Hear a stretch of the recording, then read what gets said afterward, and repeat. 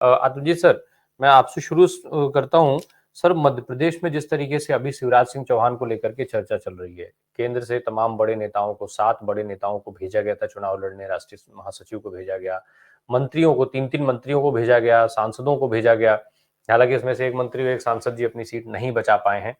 तो इन सब इतने बड़े नामों के बीच में क्या शिवराज सिंह चौहान भारतीय जनता पार्टी का एक बार फिर नेतृत्व करते हुए दिखेंगे? सत्ता की कुर्सी पर दिखेंगे शिवराज सिंह चौहान? देखिए, शिवराज सिंह चौहान जो हैं वो इस जीत का सेहरा उन्हीं के सिर पे है और 2005 से वो सीएम रहे हैं।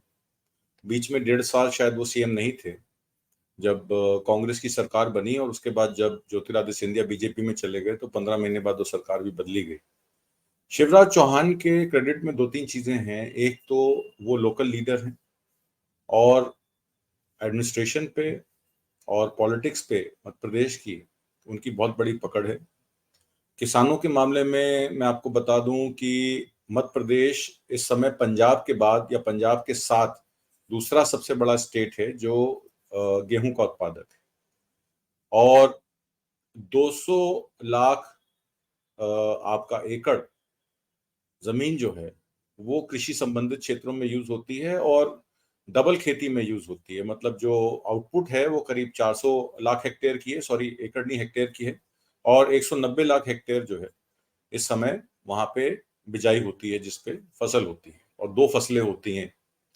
उसमें जो उनके ऊपर सबसे बड़ा क्रेडिट है वो इरिगेशन का है कि इरिगेशन के साधन जो एक जमाने में 70 लाख हेक्टेयर भी नहीं थे, आज 130 लाख हेक्टेयर पे इरिगेशन की सुविधा 2004 से लेकर 2014 तक उन्होंने उपलब्ध कराई।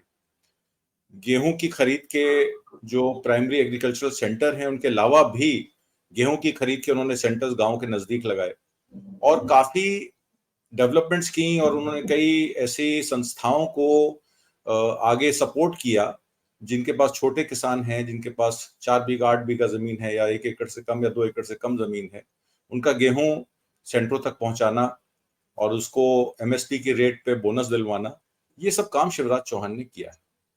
और जो पीएम सम्मान निधि का 6,000 रुपया जो सरकार का जाता है उसमें 6,000 रुपया और ऐड करके उन्होंने 12,000 रुपए सम्मान निधि का भी किसानों के खातों में जमा करवाया। और महिलाओं में उनकी काफी जो है वो पॉपुलैरिटी है, क्योंकि वो खुद चौहान समाज से आते हैं, ओबीसी समाज से आते हैं, तो उनकी पकड़ जो है ओबीसी समाज में भी अच्छी है। और जब आपको याद होगा उनका पहली लिस्ट और दूसरी लिस्ट में नाम नहीं था और बीजेपी टॉप ब्रास ने उनको साइडलाइन किया एंटी इनकम्बेंसी के खतरे के चलते, तो उन्होंने अपना संयम नहीं खोया और अपना गंगा किनारे चले गए और वो पूरी पीआर एक्सरसाइज हुई, और जब वो वापस आए तो तीसरी लिस्ट में उनका नाम भी था और उनके जितने भी रिकमेंडेड कैंडिडेट्स थे उनको टिकट भी दी गई, उसमें ज्यादातर लोग जीते भी। और उसके विपरीत कांग्रेस की विषमता ये रही कि कांग्रेस जो है कहीं ना कहीं सॉफ्ट हिंदुत्व खेलती रही, और कमलनाथ के नेतृत्व में जिस तरीके से इंडिया अलायंस को साइडलाइन किया गया और लोगों को साथ नहीं जोड़ा गया, तो वो बड़ी एक रीजन बना कांग्रेस की हार का। हालांकि अगर वोट परसेंटेज में देखें तो 8% का वोट डिफरेंस काफी होता है, जिसमें बीएसपी ने 3% वोट, पिछले इलेक्शन में 2018 में 5% वोट था बीएसपी का, इस बार 3% वोट था। तो जहां तक शिवराज चौहान की बात है, शिवराज चौहान अगर साइडलाइन किए जाएंगे और चीफ मिनिस्टर किसी और को बनाया जाएगा, तो उसमें शिवराज चौहान जो बीजेपी की पॉपुलैरिटी स्टेट में है उसको धक्का मिलेगा, और मेरा ख्याल से बीजेपी को ऐसा नहीं करना चाहिए एटलीस्ट लोकसभा इलेक्शन 2024 तक। हो सकता है 2024 के बाद समीकरण बदलें, पर 2024 तक मुझे लगता है इंटरिम में अगले 6-8 महीने के लिए शिवराज चौहान को उनको बदलना नहीं चाहिए, ऐसा मेरा मानना है। जी आत्मजीत सर, डॉक्टर पुष्पराग का कहना है कि भाई प्रशासनिक सहयोग नहीं मिल पाएगा। ये प्रशासनिक सहयोग बहुत महत्वपूर्ण शब्द हो जाता है, इसमें कई सारी चीजें आ जाती हैं और खास करके इस वक्त जब लगातार इस तरीके के सवाल पूछे जा रहे हैं, तो क्या ये एक वजह हो सकती है शिवराज सिंह को अवॉइड करने की? दूसरा, ये जो बड़े नेता भेजे गए थे चुनाव लड़ने के लिए, जिसमें से कुछ चुनाव हारे हैं, ज्यादातर लोग चुनाव जीते हैं, तो अब इनका भी तो इनका क्या रोल दिख रहा है आपको लोकसभा चुनाव के मद्देनजर और फिलहाल की जो सरकार बनेगी? क्योंकि अगर ये सांसद बने रहते हैं तो फिर यहाँ पर सीटें खाली होंगी, फिर एक मैसेज जाएगा। और अगर ये सांसदी छोड़ करके यहाँ आते हैं तो फिर क्या ये शिवराज सिंह के नेतृत्व में केवल विधायक बन करके रहना पसंद करेंगे या मंत्री पद लेकर के वो करेंगे, क्योंकि ये सारे सीनियर नेता हैं? देखिए, रामप्रकाश जी, जो पहली बात आपने कही जो पहला आपका प्रश्न था शिवराज चौहान को लेकर और ब्यूरोक्रेसी को लेकर, तो एक ब्यूरोक्रेट से मेरी कल डिटेल में बात हुई मध्य प्रदेश के, तो उन्होंने कहा देखिए 20 साल का अंतराल बहुत बड़ा अंतराल होता है। 20 साल में जो आदमी आपके साथ काम कर रहा है उसका बच्चा भी पीसीएस आईसीएस क्लियर करके और एडमिनिस्ट्रेशन में आ जाता है। और ऐसे कई केसेस उन्होंने मुझे बताए कि जो उनके समर्थक रहे या जो उनके साथ काम कर रहे हैं 2005 से, अब उनके आगे की जनरेशन जो है वो भी रिक्रूटमेंट में है। और आपको पता है कि इधर कुछ चेंजेस भी आए हैं सिविल सर्विसेज और पीसीएस में रिक्रूटमेंट डायरेक्ट आरएसएस भी कर रही है। तो जिस तरीके से वो रिक्रूटमेंट प्रोसेस को मैनिपुलेट किया गया है वो इसीलिए किया गया है कि जो सेकंड जनरेशन का सेकंड रंग आ रहा है 20 साल बाद, वो भी उनकी जो आस्था है वो आरएसएस और बीजेपी के प्रति हो। तो ब्यूरोक्रेसी पे डेफिनेट सी बात है कि पकड़ मजबूत होगी। अब जहां तक बात इन पार्लियामेंटेरियंस का है, आपने देखा होगा कि जगमन पाल का कोई वीडियो जो है पंजाब के कई चैनलों पर चल रहा है जिसमें तोमर साहब पे कई इल्जाम लगे हैं कि उन्होंने 10,000 करोड़ रुपए की हेराफेरी की है दिल्ली गुरुद्वारा प्रबंधक कमेटी के मनजिंदर सिंह सिरसा के साथ मिलकर, और उनका 650 700 पौने 700 करोड़ रुपए आज भी आरबीएस बैंक में बंद पड़ा है, जिसमें वो खुद जगमन पाल जो है पार्टनर है। उसमें 3 ऑथराइज सिग्नेटरी, जिसमें एक नरेंद्र तोमर के रिश्तेदार हैं, एक सिरसा साहब हैं और एक जगमन पाल। उसका कहना है कि जब मैंने उनसे मदद मांगी एक केस में, जब मुझे अरेस्ट कर लिया गया पंजाब में, तो उन्होंने मेरी हेल्प नहीं की। इसलिए मैं ये अब चीजें बता रहा हूँ कि उन्होंने बहुत सारा पैसा मुझे भेजा भांग और भांग की खेती के लिए, यहाँ अफीम की खेती के लिए, जमीन खरीदने के लिए, और कई प्रॉपर्टियां भी उन्होंने वहां बनाई। तो ये पैसा नरेंद्र तोमर और प्रहलाद तोमर के पास कहाँ से आया? वो कहते हैं कि 500 करोड़ 1000 करोड़ के कॉन्ट्रैक्ट दिलवाने के लिए 150 200 करोड़ रुपए की कमीशन दी गई और उस पैसे का इस्तेमाल जो है कनाडा में प्रॉपर्टीज बनाने के लिए किया गया। तो नरेंद्र तोमर पे तो ये इल्जाम ऑलरेडी लग चुका है। हालांकि वो इलेक्शन जीत गए, पर अब उनकी कैंडिडेचर जो है चीफ मिनिस्टरशिप की डाउटफुल है। वो पहले भी कैंडिडेट बनाए जाने वाले थे और अमित शाह, उनका ये भी इल्जाम है कि करीब 500 550 करोड़ रुपया उस समय इन्होंने इकट्ठा किया कि शायद उनकी बात चल रही है 2018 में सीएम बनाने की। वो तब भी नहीं बने, तो अब तो मामला मुझे लगता है उनके हाथ से जा चुका है। जहां तक प्रहलाद पटेल की बात है, ऐसा कोई उनका जो है लॉबिंग जो है मध्य प्रदेश में मैंने नहीं सुनी कि उनकी कोई लॉबिंग हो रही है कि प्रहलाद पटेल को जो है, और किस वजह से प्रहलाद पटेल को बनाया जाएगा, पटेल समाज का क्या वहाँ कोई उनका अपना वोट बैंक है जिसके बेसिस पे उनको बनाया जाए? क्योंकि शिवराज चौहान तो एक तो ओबीसी नेता है और दूसरे वहां के पॉपुलर नेता हैं।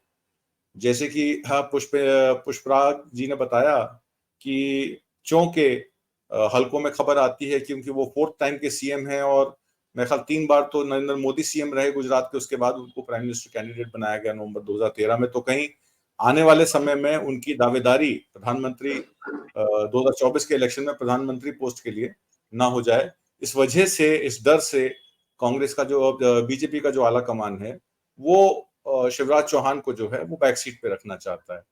इसमें हकीकत भी हो सकती है क्योंकि वसुंधरा राजे को लेकर राजस्थान में तमाम अटकलें चलते हैं। अब उन अटकलों में कितना सच है कितना झूठ है ये तो हम नहीं कह सकते, पर ये जरूर है कि शिवराज चौहान अभी इस समय के सबसे प्रबल उम्मीदवार हैं।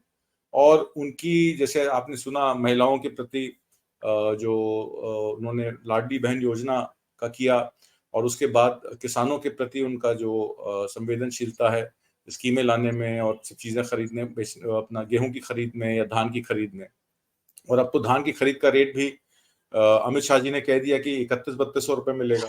तो आप देखेंगे कि मध्य प्रदेश में आसपास के जो इलाके लगते हैं और जहां धान का रेट 1200-1500 भी नहीं मिलता है, तो अब वो धान जो है मध्य प्रदेश में जाके बेचा जाएगा, क्योंकि मध्य प्रदेश में सबसे ज्यादा धान का रेट है। सिलेंडर क्योंकि 500 रुपए का मिल रहा है, आसपास के एरिया में 900 से 1300 रुपए का सिलेंडर है, तो क्या अब सिलेंडरों का भी आदान प्रदान होगा बगल की स्टेटों में? तो बहुत सारी चीजें हैं इसमें, क्योंकि वन नेशन वन इलेक्शन की पॉलिसी जो है वो तो स्टेट इलेक्शन में बताई दी गई कि हर स्टेट में इलेक्शन जीतने के लिए कोई भी पार्टी किसी भी स्तर पर रेवड़ी बांट सकती है, और दूसरा कोई रेवड़ी बांटता है तो उसको कहते हैं रेवड़ी है। खुद की रेवड़ियां जो है वो उनको जो है सोशल जस्टिस, सोशल रिफॉर्म नजर आते हैं। तो अब आने वाले समय में देखिए बीजेपी की स्थिति तो नॉर्थ में मजबूत हुई ही है, और एक नॉर्थ वर्सेस साउथ का ये जो नरेशन चला रहे हैं ट्विटर पे बीजेपी वाले, ये भी इसीलिए चला रहे हैं कि उनका वोट नॉर्थ में कंसोलिडेट हो जाए, तो 300 सीटों पे ज्यादा से ज्यादा सीटें वो लोकसभा इलेक्शन में ले आए ताकि साउथ पे उनकी डिपेंडेंस खत्म हो जाए। तो डिलिमिटेशन की बात जो 2024 के बाद होनी है, उसमें साउथ की सीटें तो और कम हो जाएंगी। तो ये बहुत सारे फैक्टर्स हैं जो वे करेंगे 2024 के इलेक्शन में। अब क्योंकि हम बात मध्य प्रदेश की कर रहे हैं, तो मध्य प्रदेश में दावेदारी मुझे लगता नहीं है। जैसे मैंने आपको बताया, नरेंद्र तोमर पे इल्जाम है इम्प्रोप्राइटरी के, प्रहलाद पटेल का वहां के लोकल कम्युनिटी में क्या अपनी कॉन्स्टिट्यूएंसी छोड़ के कितना प्रभुत्व है, ये तो जयंत वर्मा जी अच्छी तरह बता सकते हैं। पर मुझे शिवराज चौहान की टक्कर में ज्योतिरादित्य सिंधिया नजर नहीं आ रहे हैं, क्योंकि वो ऑलरेडी सेंटर में मिनिस्टर हैं। और ज्योतिरादित्य सिंधिया लोकसभा इलेक्शन में कोई इतना बड़ा वेट नहीं रखते कि लोकसभा इलेक्शन में कोई बीजेपी की वो बहुत ज्यादा वोट उनको दिलवा सकते हैं, क्योंकि उनका जो कार्य क्षेत्र है वो ग्वालियर एरिया ही है, ग्वालियर चंबल एरिया ही है। तो शिवराज चौहान अगर रहेंगे तो बीजेपी का लोकसभा का कैंपेन मध्य प्रदेश में सही तरीके से चल सकता है, नहीं तो फिर बीजेपी को नुकसान भी हो सकता है, ऐसा मेरा मानना है। जी राम प्रकाश जी, जी। अतुल सर, जो बात अभी पुष्पराग जी ने उठाई है कि भाई जब वोट परसेंटेज के हिसाब से अगर हम देखें, सीट के हिसाब से देखें, तो क्षेत्रीय दलों को लोगों ने नकारा है।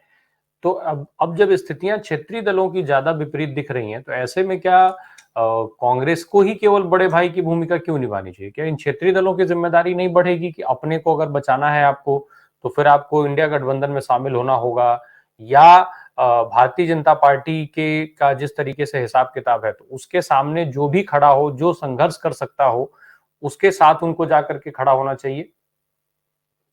राम प्रकाश जी, जो प्रॉब्लम है वो क्षेत्रीय पार्टियों में नहीं, क्षेत्रीय लीडर्स में है। अब जैसे बीएसपी का 3% वोट पड़ा है, 5% पिछले इलेक्शन में पड़ा था।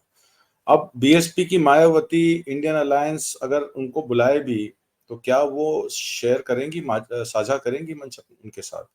क्या वो नेगोशिएटिंग टेबल पे बैठ के सीट एडजस्टमेंट की बात करेंगी? सवाल यहाँ खड़ा हो जाता है। जहां तक दूसरी क्षेत्रीय दलों की बात है, जैसे कि राजस्थान में भारतीय आदिवासी पार्टी है, जिसने सीटें भी जीती और 4 सीटों पर टक्कर भी दी, दूसरे नंबर पे थी। और 8 सीटों पे जो उनका वोट पड़ा, वो परसेंटेज मार्जिन जो डिफरेंस है विनिंग और नॉन विनिंग में, उससे ज्यादा पड़ा। 30 से 40 हजार औसतन वोट उनको 12 सीटों में मिला। और यही जीजीपी में उन्होंने भी सीटें जीती, 1 सीट जीती शायद मध्य प्रदेश में, और 2% वोट उनका इंटैक्ट है। और हमारे उत्तर प्रदेश में भी सोनभद्र और मिर्जापुर और इन इलाकों में उनका 2 से 2.5% वोट जो है वो इंटैक्ट है। होता क्या है, जब ये आदिवासी पार्टी कह लीजिए, या ट्राइबल पार्टीज कह लीजिए, या बीएसपी को पकड़ लीजिए, या जीजीपी को पकड़ लीजिए, इनसे कम्युनिकेशन में इंडिया अलायंस की हमेशा से प्रॉब्लम रही है। और जैसे कि आपने खुद ही कहा, या हमारे वक्ता ने जी ने कहा, जयंत वर्मा जी ने, कि जो कांग्रेस ये सोच के चल रही थी मध्य प्रदेश में कि हम अपने बल पर इलेक्शन जीत जाएंगे, और समाजवादी पार्टी भी अलायंस करना चाहती थी, तो जयंत और समाजवादी पार्टी के साथ वहां पे कैंपेन किया जा सकता था। मैं कहता हूं अरविंद केजरीवाल को नोटा से भी कम वोट मिला, पर कुछ तो क्रेडिबिलिटी उनकी है। 100, 200, 400, 500 वोट तो उनके नाम पे भी पड़ सकते थे। और कहीं कहीं तो जीत का मार्जिन 300, 350 वोट का भी रहा, कहीं 2000 वोट का रहा। तो हर एक वोट काउंट करता है। और जब आप इंडिया अलायंस बना ही रहे हैं और 6 महीने बाद इलेक्शन है, तो बड़ा दिल रखकर आपको चाहिए था इन क्षेत्रीय दलों को अपने साथ लेना। क्षेत्रीय दलों का दायित्व बनता है कि कांग्रेस से वार्ता करें, बात करें। पर जब बड़ी पार्टी टू वे कॉन्टेस्ट की बात करती है कि अब देश में 2 ही पार्टियां रह जाएंगी, या तो कांग्रेस होगी या बीजेपी होगी, तो उसमें चुनना पड़ेगा, तो आपने देख लिया रिजल्ट किस तरीके का आया। तो कांग्रेस को अपना जो पास्ट है, या जो उनका ग्लोरियस पास्ट है, उससे आगे निकलकर अब अपने आप को अलायंस में ढालना पड़ेगा। जहां तक कन्वेनर की बात है, मैं तो शुरू से कहता आया हूं कि जाति जनगणना और सोशल जस्टिस की बात बिहार में जो उठी थी नीतीश कुमार की, वो वहीं तक सीमित रहनी चाहिए थी। उसको मध्य प्रदेश, छत्तीसगढ़ में ले जाके और राजस्थान में ले जाके कांग्रेस ने अपना नुकसान कराया। राहुल गांधी को जिसकी जितनी संख्या भारी हिस्सेदारी वाली बात, जो ये कांशीराम वाला जो नारा है, ये उनको नहीं करना चाहिए था। हालांकि मेरी इस पे 2-4 लोगों से डिबेट भी, उन्होंने कहा नहीं, ये तो अब राम मनोहर लोहिया की तरफ इशारा है और उनके पथ पे चलने वाली बात है, जो बहुत पहले हो जाना चाहिए था। तो मेरा उनको यही जवाब था कि भाई, राम मनोहर लोहिया की पॉलिसी तो ठीक है, मैं भी उसको एग्री करता हूं, पर कांग्रेस के पास कोई प्रोग्राम नहीं है। और जब तक आप प्रोग्राम नहीं तय करेंगे, तब तक आप इतनी बड़ी बात एक राष्ट्रीय मंच से एक स्टेट इलेक्शन के लिए कहना जो है, टू अर्ली टू सून, और बगैर किसी वर्किंग के, बगैर कोई प्रोग्राम दिए, बगैर उन लोगों को इन्वॉल्व किए, बगैर हिस्सेदारों से बात किए, कॉन्वर्सेशन किए, एक तरफा अगर आप इस तरीके के ऐलान करेंगे, वो आगे जाके आपको नुकसान पहुंचाएगा। और वही हुआ। जो ये एक मुद्दा नहीं था, उस मुद्दे को भी छत्तीसगढ़, राजस्थान और मध्य प्रदेश में उठाकर उन्होंने अपना नुकसान कराया। ट्राइबल बेल्ट में SC ST सीटें ज्यादा थी, वहां 10 या 12 सीटों का फायदा बीजेपी को हुआ, और उतनी ही सीटों का नुकसान जो है कांग्रेस का हुआ। 53 से 42 पे आ गई, और वो 42 से 54 पे चली गई। और इसी तरीके की चीजें हैं।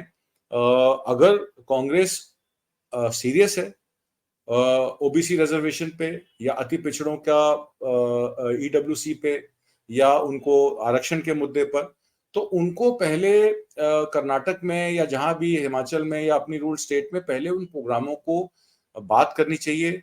बाकी स्टेटों के लोगों को, जो उसके प्रमुख लोग हैं, जो हिस्सेदार हैं, उनसे हर कॉन्वर्सेशन करके प्रोग्राम बनाकर, चाहे वो शहर लेवल पे हो, अर्बन एरियाज में हो, चाहे रूरल एरियाज में हो, उसके बाद ही वो आगे बढ़े।